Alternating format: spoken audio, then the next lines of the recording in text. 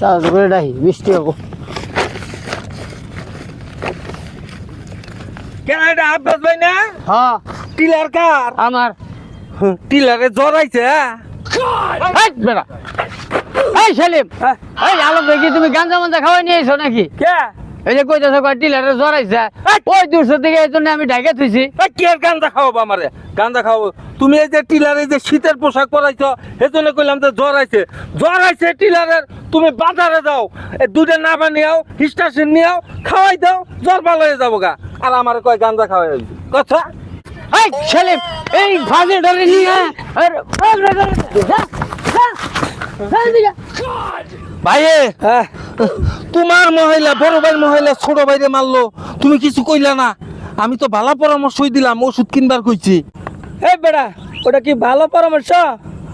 বেশি কিছু কইলি তোরই ওষুধ খাওয়াবো। ও টিলার আমার ওষুধ খাওয়ায়। মানে টিলারের ওষুধ খাওয়ায় না? হ্যাঁ বেড়া, যা, তোর লেগে আমি মার খান্নছিলাম।